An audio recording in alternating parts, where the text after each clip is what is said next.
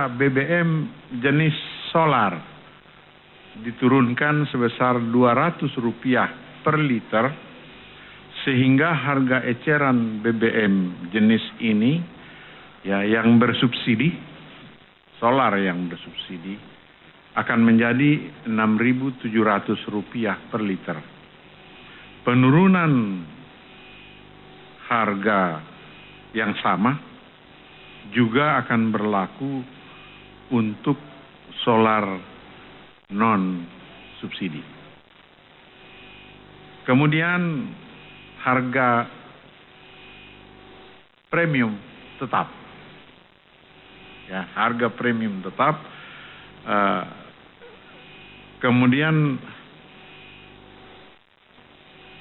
harga gas, ya, harga gas untuk pabrik dan dari lapangan gas yang baru ditetapkan sesuai dengan kemampuan daya beli dari industri, bisa pupuk, bisa juga yang lain. Untuk pupuk, ya kita memahami bahwa harga kemampuan daya belinya yang berdasarkan penelitian dari Kementerian ESDM adalah sebesar $7 per million British Thermal Unit, MMBTU.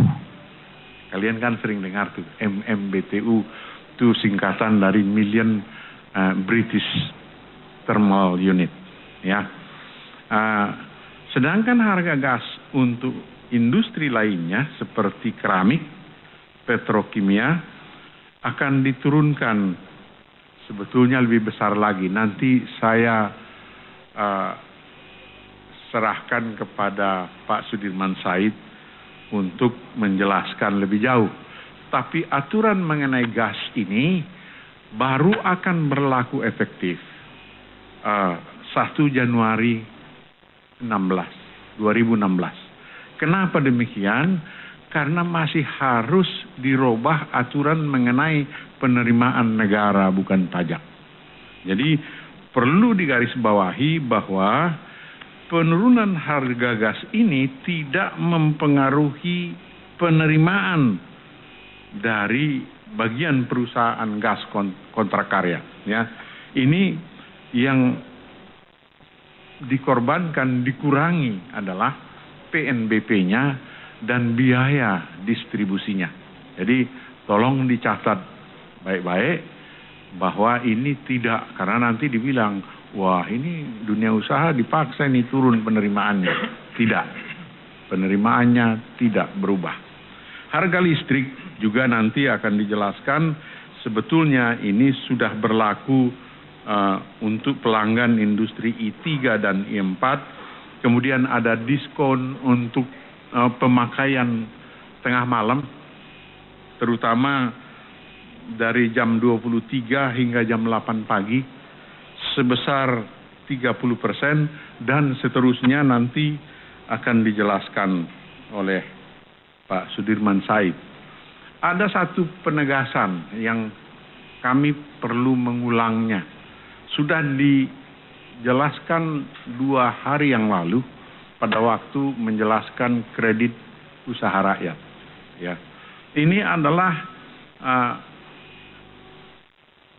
perluasan upaya untuk mendorong wirausahawan syukur-syukur yang baru dalam menerima KUR.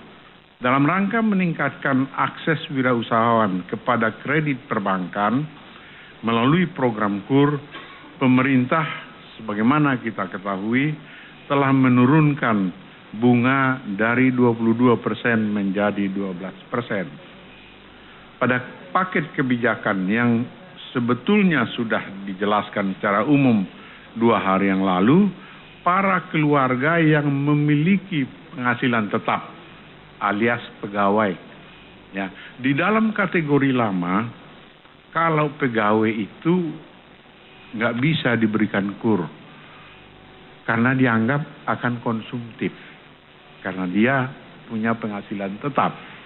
Tetapi faktanya banyak pegawai istrinya buka salon, istrinya buka warung kopi di mana, ya kan, yang agak pop lagi, ya kan, dan sebagainya, sehingga sepanjang digunakan untuk kegiatan produktif seperti itu, maka kur yang diberikan itu dikategorikan kur yang produktif, bukan konsumtif, ya.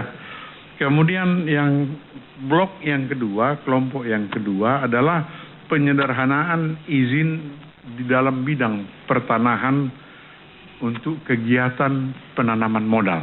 Ini perubahannya cukup besar, nanti akan dijelaskan lebih rinci oleh Menteri Agraria Tata Ruang, Kepala BPN.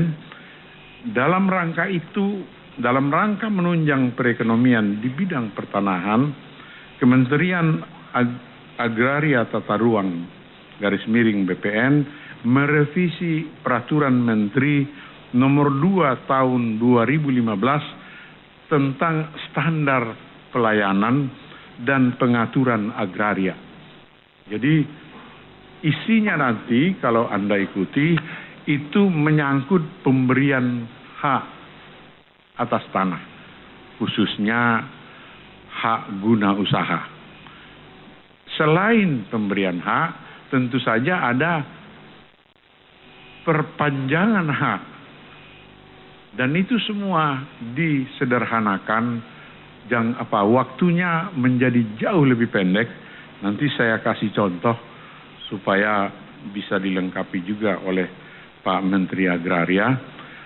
Selain perpanjangan ada juga, jadi di dalam pertanahan kita ada pemberian hak, ada perpanjangan hak, ada pembaharuan hak. Jadi ada 3, ya, nanti 3-tiganya akan dijelaskan. Sebagai contoh, ya, hak guna usaha, ya, permohonan hak guna HGU dari tadinya 30 sampai 90 hari, ya,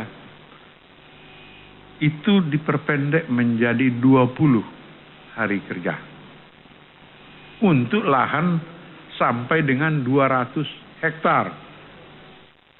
Sedangkan untuk lahan di atas itu, di atas 200 hektar, itu 45 hari kerja. Nanti lebih pendek lagi perpanjangannya. Saya kasih contoh satu lagi.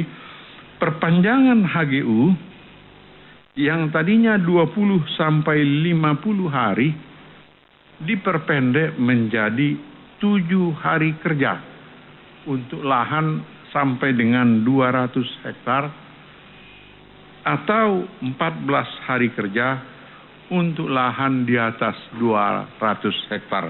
Dan seterusnya nanti akan dijelaskan lebih rinci oleh Menteri Agraria dan Tata Ruang.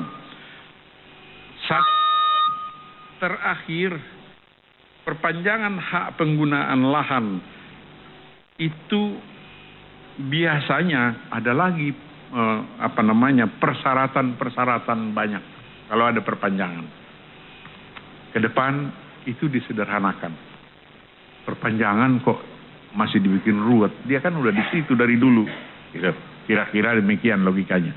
Saya kira itu sebagai gambaran besarnya, saya persilahkan untuk lebih rinci. Terima kasih. Anda baru saja menyaksikan pernyataan resmi dari Darmin Nasution selaku Menko Perekonomian terkait dengan paket ekonomi kebijakan ekonomi jilid 3. Tadi Anda sudah menyaksikan juga berapa fokus utama yang disampaikan. Usai jeda kami punya sorotan utama lainnya, saudara, terkait dengan